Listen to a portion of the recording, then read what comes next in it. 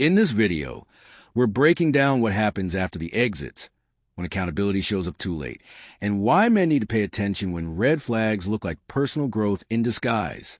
If you've ever been the man she learned from, this one's for you. Let's talk. I am currently going through divorce number 2. One of the biggest lessons that I'm taking out of this is around honesty. This experience has humbled me to the core. I've felt pretty humiliated at times. Being 41 years old and going through a second divorce, I never thought I would go through one. I thought I was going to be married to my first husband my entire life. And now I'm on divorce number 2. I feel like a failure. I'm trying to give myself grace for that because I understand why I did what I did and why I wanted to get married again. I wanted a second chance. I wanted that happy ending that I didn't get to have with my first marriage. But I was painting a picture out to my family, to my friends. I was lying to myself, and especially to social media. I was portraying our marriage as this wonderful relationship and my husband as this incredible man I was so in love with.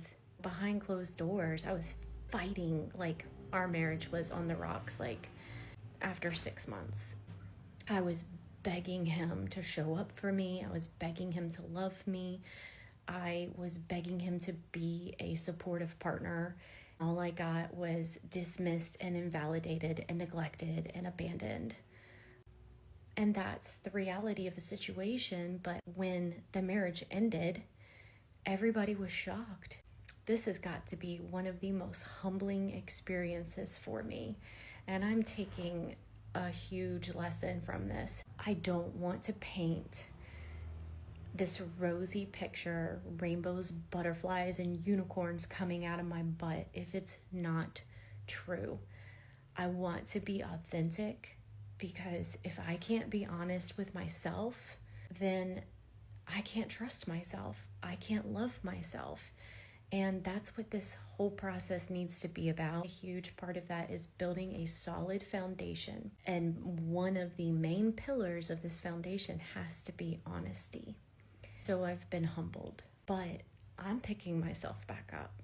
I'm a good woman. I'm a strong woman. And the only thing that I can do is do it differently moving forward.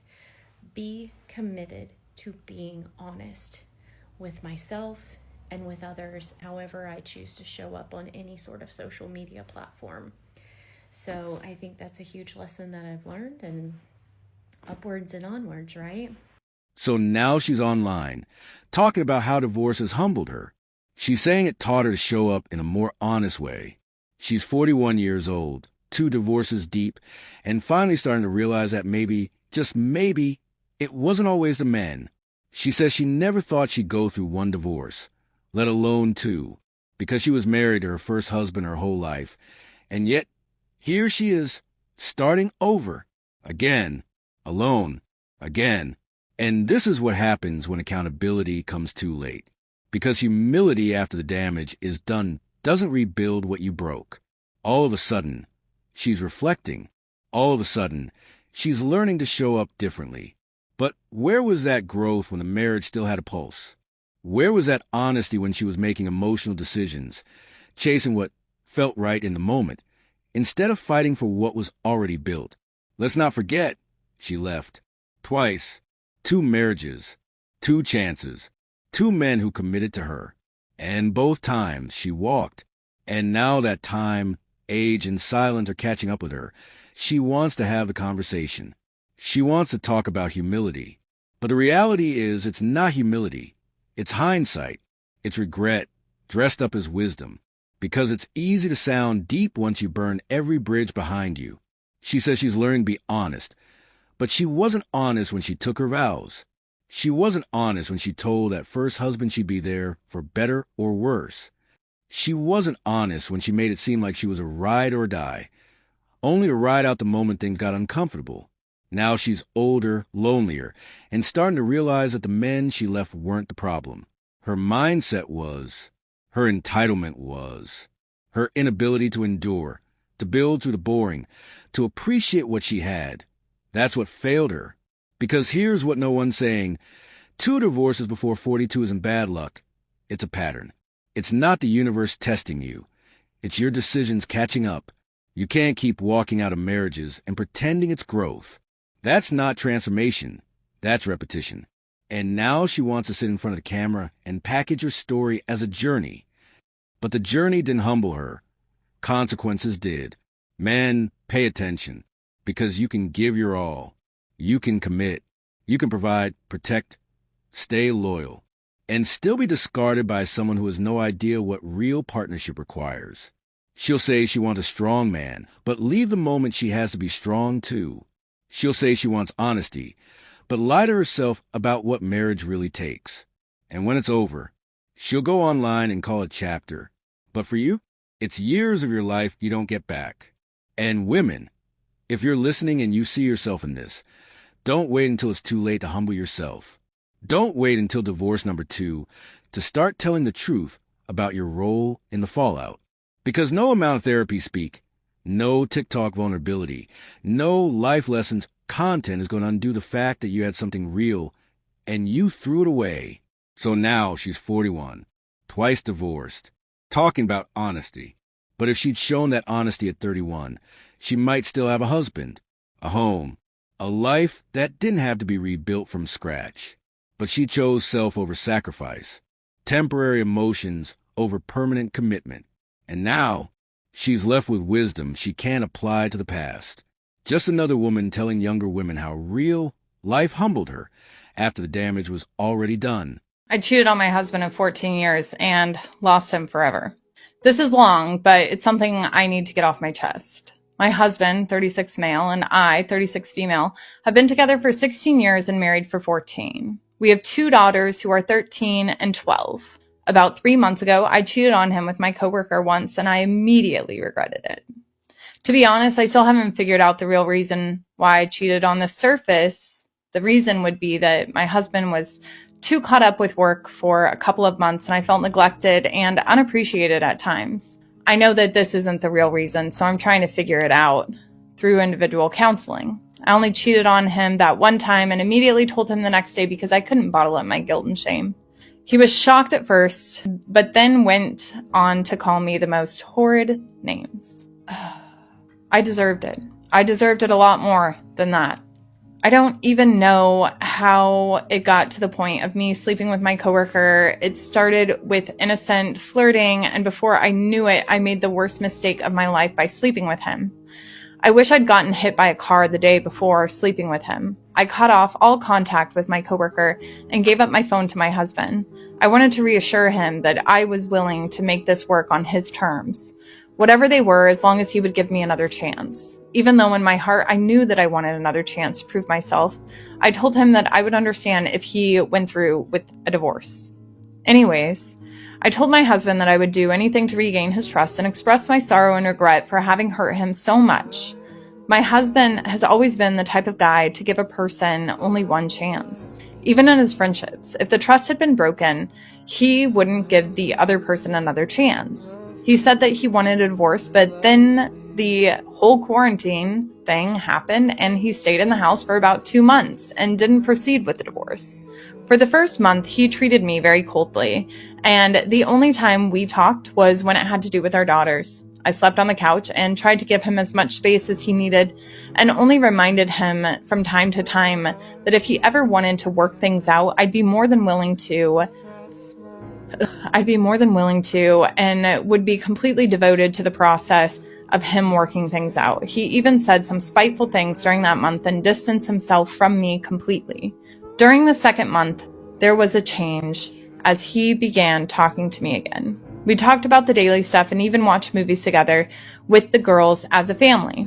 I felt like he wanted to try reconciling, and I was so happy. I was thrilled that there might be some chance to save my family, to save us.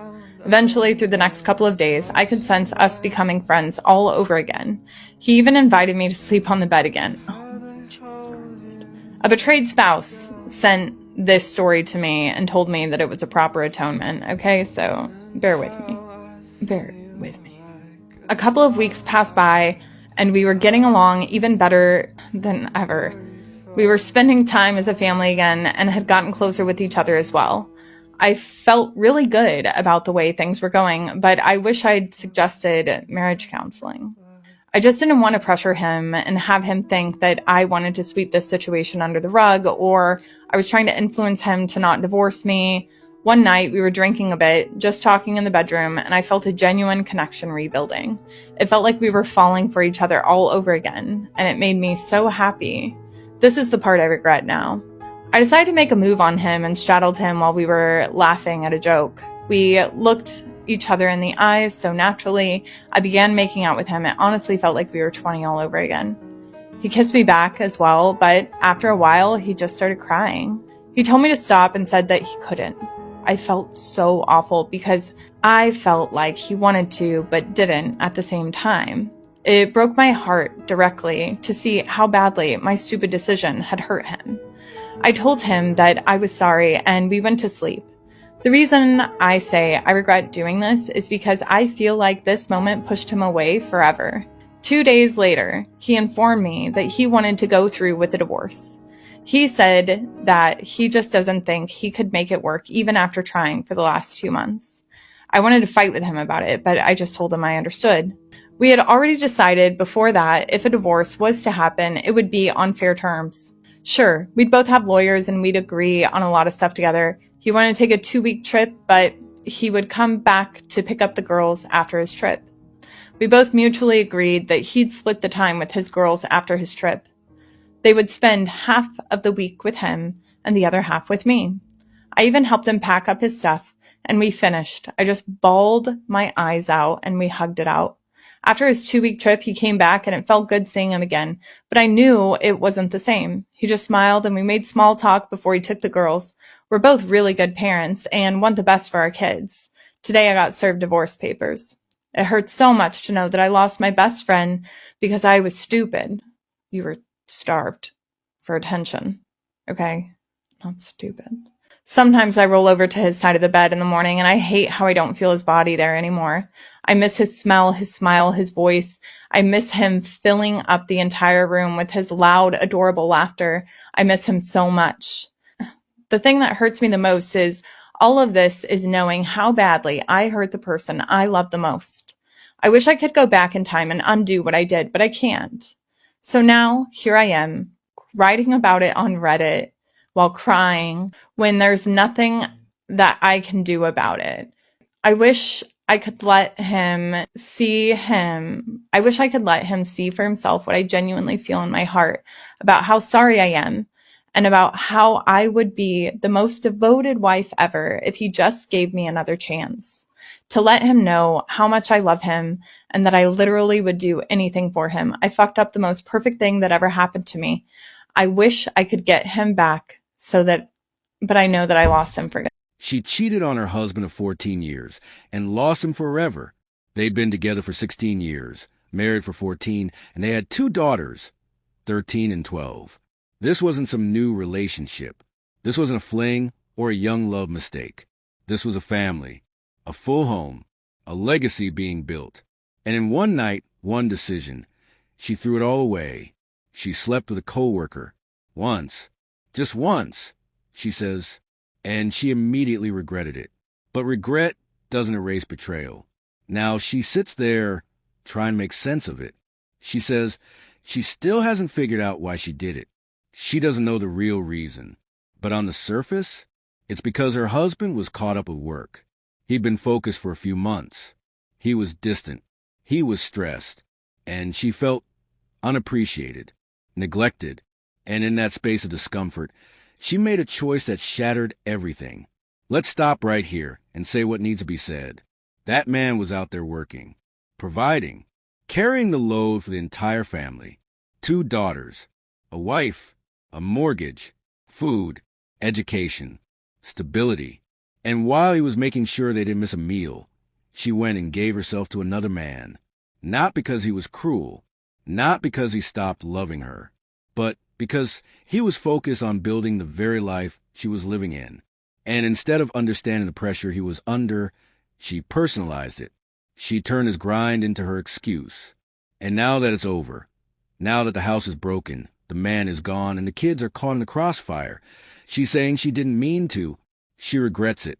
She wishes she could take it back. But the damage is done. Because once trust is broken, especially after that many years, you can't just patch it up with tears and confusion. This is what too many men go through today. You give everything. You carry the burden. You think you're doing the right thing by working late, by building wealth, by securing the future. But in your absence, even if temporary, some women don't ask how they can help. They don't ask how they can support you while you support them. They start to feel neglected, and instead of communicating, instead of contributing, they betray you. And then they cry. Then they say, I didn't know why I did it. But they did know. They wanted to feel something. Attention, excitement, newness. And they weren't thinking about the cost. She didn't just lose a man. She lost a man who committed his life to her. She lost the father of her daughters. She lost the one person who trusted her with his name, his time, his family. And for what? One night, one moment, with someone she wouldn't even remember a year from now. If you don't know how to handle the quiet moments in a relationship, the stretches where your man is grinding, focused, and building, you're not ready for marriage. Marriage isn't about constant romance. It's about sacrifice, seasons, growth. It's about staying rooted even when it doesn't feel magical. And if your solution to a season of distance is cheating, you weren't committed in the first place. You were entertained, comfortable, but not loyal. Love her, yes, but protect yourself. Spiritually, emotionally, legally. Because the same woman who once cried at the altar can still be the one who crumbles it all if she lacks discipline, gratitude, and long-term vision. One slip on her part, and your entire legacy is at risk. So now she's left with her guilt, her confusion, her tears, and a broken family. All because she didn't know how to hold it down when it mattered most. And that's not something you recover from with an apology. That's a wound that bleeds through generations. So I'm currently getting divorced from this guy, all right? And we're on good terms. It's not that big of a deal. But I'm sitting here right now. I'm building this shelving thing that I got, okay? And I'm just sitting here listening to some oldies music, screwing in all the screws by hand because I do not have a screwdriver, okay? And I'm doing it by hand. And as I'm like screwing every little tiny thing in, I keep thinking about how anytime that we had to build anything or do anything in this kind of realm of things, it was such a fucking fight. It was a nightmare. It was just, he would get overwhelmed so quickly and he would get angry and he would take it out on me. And like, he would never listen to me. He would never listen to me about anything. Like I would be like, this is how you do it. This is what the instruction says. And he didn't give a fuck. He wouldn't listen. And eventually I learned, cause I was with him for about 16 years, married, 20 years together. And eventually I just learned just not to say anything. I would just watch him continuously fail. And then I would just slightly nudge him in that direction and make it seem like it was his idea to figure out, I don't know, like follow the goddamn instructions. I don't know. But the thing that I'm the most frustrated about right now, as I'm thinking about this, is not the fact that we are separated and each living our own lives. It's the fact that currently right now my kids are with him, and he's at his mama's house. He's living at his mom's house, and he just built a patio, like with pavers in this old area that used to be like a sandbox area at his house. I don't know. I haven't seen it. I don't go over there. I don't know anything more than what my kids are telling me. And I'm just like, you know how I wanted him to do so many of these different types of things in our own home together, where we'd be able to achieve that. Not even together. I just wanted him to be able to fucking do it. Like, I wanted a patio set. Like, we literally bought this awning that it has been in my garage now for 4 years. I'm not even kidding. It is still in the boxes, and it's taking up all of the space, and it's been in my garage for 4 years, and he just never did it. I was so excited to get it. Like, when we bought it, it was like over $1,000 fucking dollars that we bought this thing, and I was so excited. We bought it in summer. We were going to put it up, and then it was always these excuses. Always these excuses. Oh, well, we got to redo the cement, and oh my God, I can't do it by myself. I got to think about it. No, I had all of these things. And he just never took, like, action towards it at all. He didn't like go hire somebody to redo this cement. He didn't even figure out like himself, like he wouldn't do anything. He wouldn't do anything. And it would become this fight. And it got to the point that I just didn't even care anymore. That's why that fucking thing is in my garage for 4 years now. I don't even know what it looks like anymore. I don't even know if I even want it anymore. At this point, like, I'm thinking, like, I don't even want to fucking build it. I just want to take it out of my goddamn garage.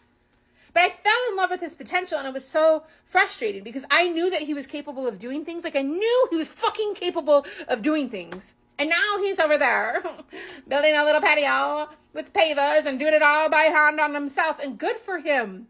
That is so exciting. I'm so proud of him that he realized his potential of being an adult. But I suffered for fucking 16 years trying to convince this person to do anything, just to take some small action towards anything. That, like, we couldn't even fucking put this shelving together. We wouldn't have been able to succeed. It would have been hours. It would be hours of us just like bickering and fighting and me just finally giving up. And I'm like, I truly am like living my best life without him, and he is going to figure out how to live his best life without me. But like when I do these types of things, I think about that. I just think about how like he was so incapable of doing anything functional for us, for me, for our family. And now without us, all of a sudden he became an adult. All of a sudden he can fucking build a fucking goddamn patio. Like all of a sudden. And it was like, oh, I work all the time and I do all these things and I never can do this and I can't do it myself and I do it. Always just excuses after excuses after excuses that I just eventually learned that I was on my own. And that if I ever wanted anything to be accomplished, it was me, that I had to figure out how to do it, and I would do it by myself. But then I would have to do it by myself when he wasn't around. Like I would have to wait until I'd have these pockets of moments where there was nobody around so that I would be able to accomplish something. And it's just like, it's so frustrating to see that the only issue that there was is that he didn't want to do it for me. That he didn't want to do it for us. That he didn't want to fight for any of that. And I would see that, and I would see that, and I would see his potential, and I knew that he was capable, that he could be this amazing person, and he would be able to achieve all of these amazing things, and we would be able to live this life that we would. But he didn't want to do that with me because he just didn't like me. He wouldn't take time off work because he didn't want to spend time with me. He wouldn't do things for our family because he didn't want to spend time with us. But then when I left, he begged me, pleaded with me, said that he would change and do all of these things with me. And at that point, it was just too late. And I'm not upset that he is finding his potential now and choosing action now. I'm not upset about that. I'm grieving the fact that he just didn't want to do that with me. That I wasn't good enough in his life, in his eyes, that our family wasn't worth it, wasn't worth the energy and the effort or any of that kind of stuff. And I learned to live alone while married. I learned to parent alone while married. I was a single married woman, and I put up with that for fucking far too long. But these types of things trigger me because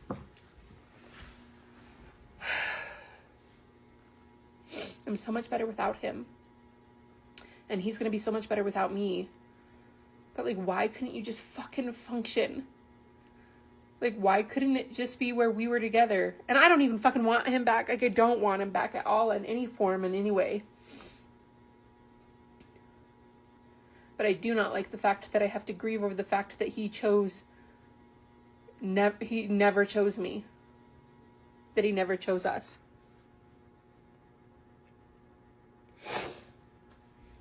Anyways, I'm building this fucking shelf and it's going to be cool. I can't wait to show you. She's probably getting divorced after 16 years together now. She says the hardest part isn't the divorce. It's grieving the version of the man she sees walking away from her. Not because he begged her to stay. Not because he's broken. But because he's thriving. Because every single thing he's doing now, the things he couldn't or wouldn't do with her, he's suddenly doing now. He's becoming consistent. He's becoming expressive. He's dressing better. He's losing weight. He's present. And to her, every new version of him feels like proof that she was never enough for him to try. But let's really unpack that, because this is what no one wants to say out loud. It's not that she wasn't enough. It's that she used up every part of him while giving very little back. She didn't create the environment for him to grow. She drained it. She took the man who showed up every day and expected him to stay the same, to never get tired, to never shift, to never ask for space to evolve.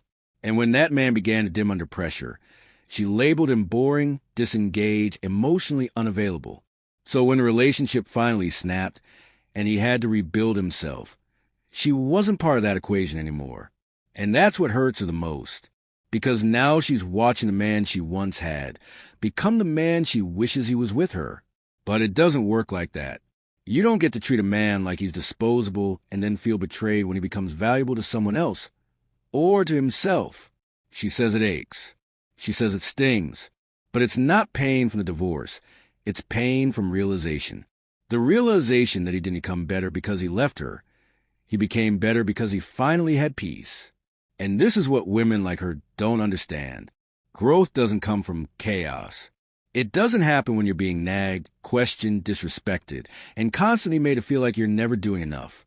A man grows when the weight is lifted, when the blame stops, when the emotional drain stops. And for the first time in 16 years, that man is breathing again. He's living again. He's becoming the man he always could have been. But the relationship never gave him the space to become.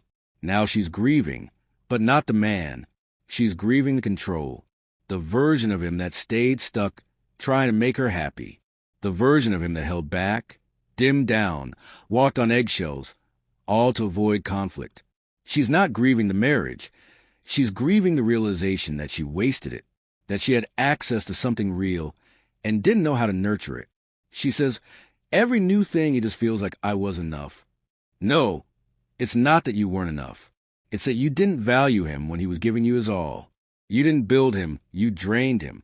And now someone, or maybe just peace, is finally watering what you neglected. Man, hear this. When you start leveling up after breakup, it's not about revenge. It's not about her. It's about you rediscovering who you are without the weight of someone who couldn't see your worth until you walked away. You were always capable. You were always worthy. But sometimes a man doesn't rise until he's no longer being pulled down. And women like this, they don't mourn the man. They mourn the outcome they never believed in enough to help create. So now she's watching him win, watching him become, watching him reclaim his identity.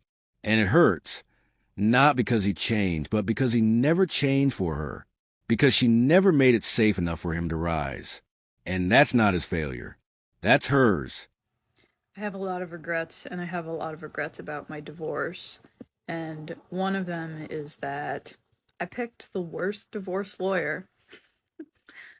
Probably not the worst ever, but one of the things that I asked from her was to put a stipulation in my divorce paperwork saying that I requested that all explicit content be destroyed because I had taken photos and videos, explicit ones, for my ex-husband while we were still married. And then once we were divorced, weird, I didn't want him to have access to that anymore. And I shared that with my lawyer, and she told me that we shouldn't put that language in the paperwork because then people might think poorly of me. So she was more concerned about what someone might look up and find in my paperwork about me wanting autonomy and rights over my body. It's more important for people to not find that out versus to ensure that that content is destroyed and that my ex-husband doesn't still have it and look at it. I mean, in all honesty, I don't think he does, or I don't know. I'm not gonna speak for him. I don't know. All I know is that I did reach out to him during the divorce process 2 years ago and said, can you please make sure that all of that is deleted? And he said, yes, like it's all gone. And I said, well, what about, in this location? And he said, oh, I haven't done that yet, but I'm going to.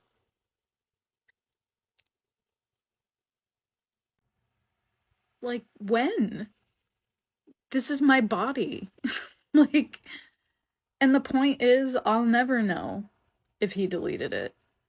The point is, my lawyer should have gave, like an ounce of a shit about how this made me feel, to know that someone had this access to my body without my permission. And she had the power to protect that, but instead she made me feel shameful. And I think that's usually what happens to us, is we feel ashamed.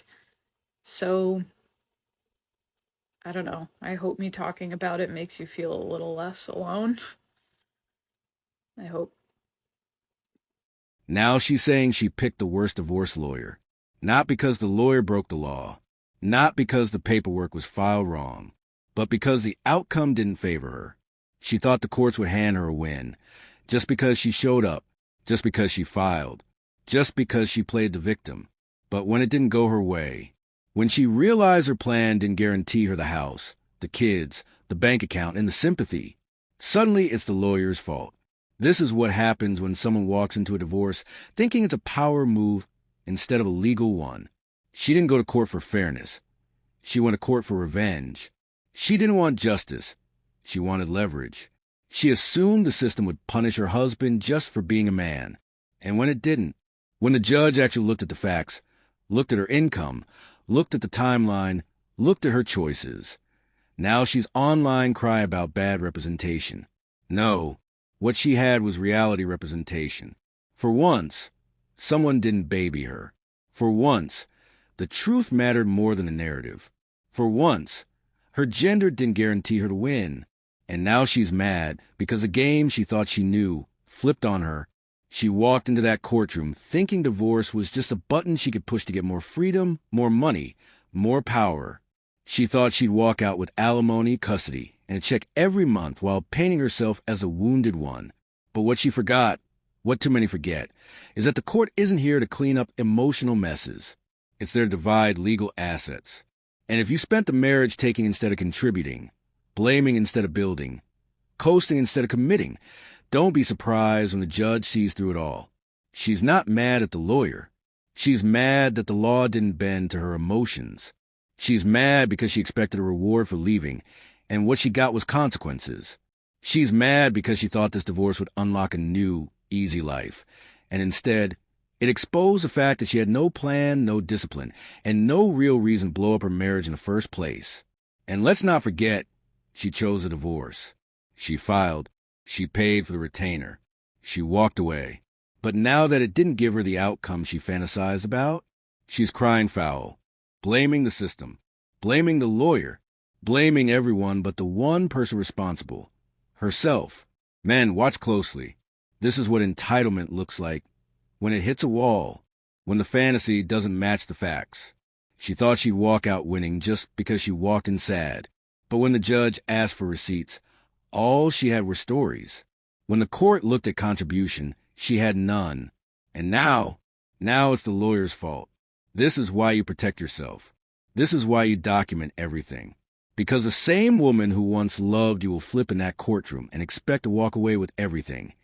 And when she doesn't, you'll still be the villain in her story. So no, sis, it's not the lawyer. It's not the judge. It's not the courtroom. It's the truth. You gambled and lost. And now the only person you can really be mad at is the one who decided to play the game in the first place. I regret leaving my ex for my husband. I have been married for 3.5 years.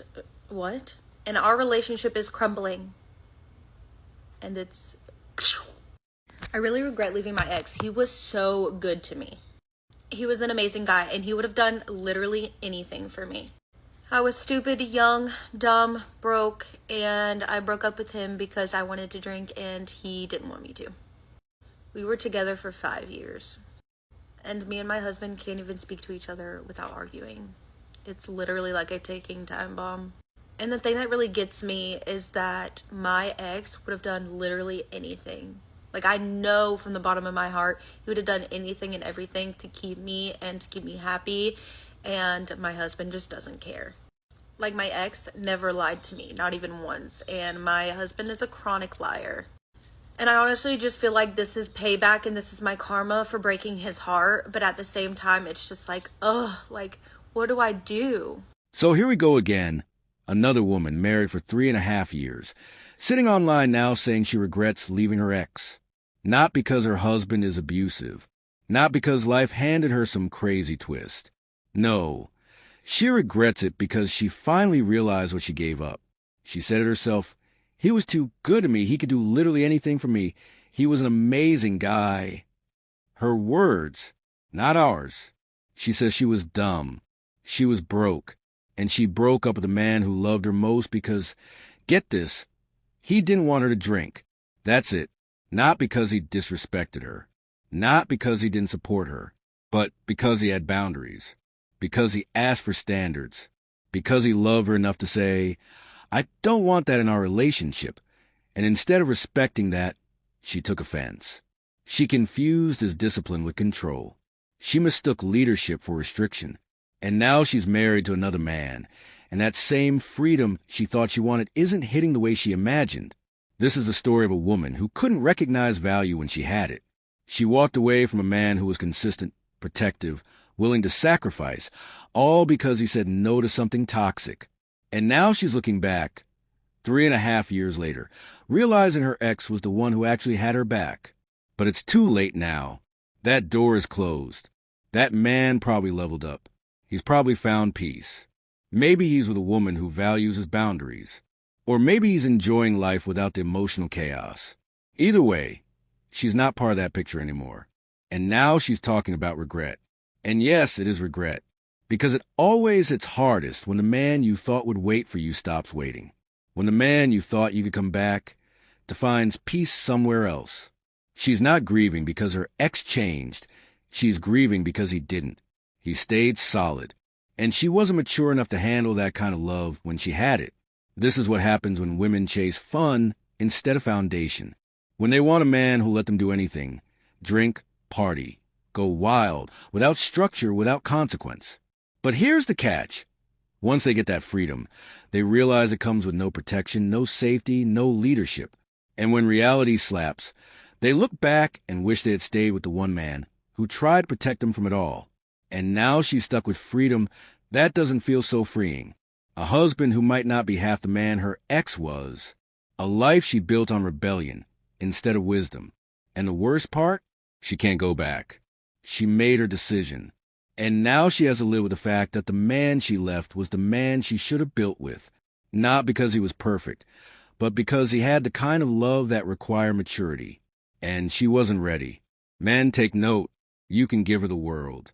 You can lead, provide, protect, and still get left because she wants something less structured. She'll call it fun. She'll say you're too strict, too serious, too controlling. Until she meets life without structure. Until she sees what it feels like to be out there with men who don't care enough to set any standards at all. Then suddenly, you're the one that got away. And ladies, if you find yourself telling the same story, ask yourself why you needed to lose him to understand his value. Ask yourself why you ran from a man who had vision, who had discipline, who had principles. Maybe the problem wasn't him. Maybe the problem was that you weren't ready to be someone's peace because you were too addicted to chaos. So now she's married, but still looking back, still thinking about the man who actually stood for something, still haunted by the fact that she had gold in her hands and traded it for glitter. And that right there, that's a life lesson you don't get to unlearn. When my girls were young, I got a divorce, and I was actually chatting with a girlfriend about the experience last night and my regrets of not being able to give my girls that stable, perfect family life that everybody dreams about. And there were a lot of things I did wrong. But one of the things I did right was I manned up and I got my shit together and I worked my tail off and I dedicated my life to those girls and move them from country to country until we found our stability. We spent a lot of time with my friends, both male and female, people that I trusted, people that I wanted them to look up to, and most of them are still in their lives today. While I know they probably felt pain and maybe still do feel pain over their parents no longer being together, I hope that those dance parties in the living room, the walks to school, the solo trips together, the opening gifts on their birthday, specially picked out for them by mom, them watching me work and be independent and struggle and do all the things that moms need to do in order to survive. I hope all of those experiences far outweigh any pain that they may have felt. So to all those single moms out there, remember that your strength and your tenacity will far outweigh any pain that may linger in regards to your failed relationship. You've totally got this. So here's another one. A divorced mom talking about how she regrets what happened, talking to her girlfriend casually, almost like it's just another memory, another chapter in the book, and she's smiling through it like the gravity of what she did never really hit her. No real remorse in her voice, no pain in her eyes, just a soft reflection. She says, "When I was young, I got divorced, like it was a haircut she regretted or a trip she didn't take, not the collapse of her entire family." She's saying now, after all this time, that she wishes she could have given her daughters the kind of stable, perfect family life that everybody dreams of, but back then, she walked away from it. She made that choice. She's not sorry for what she did. She's sorry for the consequences. She's not carrying the pain of what she caused. She's annoyed by the reality that she can't undo it. She says she did a lot of things wrong, but where's the ownership? Where's the recognition that her decision to break up that home didn't just affect her, but affected her children, their identity, their stability, and likely the man she divorced? It's all spoken like she was just caught in a phase, but a marriage isn't a phase. A family isn't a temporary project. You don't just throw it away because you're young or confused or no longer in love. But here's the real problem. This is what women have been told is acceptable. Society, media, even their own circles tell them it's okay to walk away. That if the feeling isn't there, they're justified. That if they're not fulfilled every second, then leaving is self-care.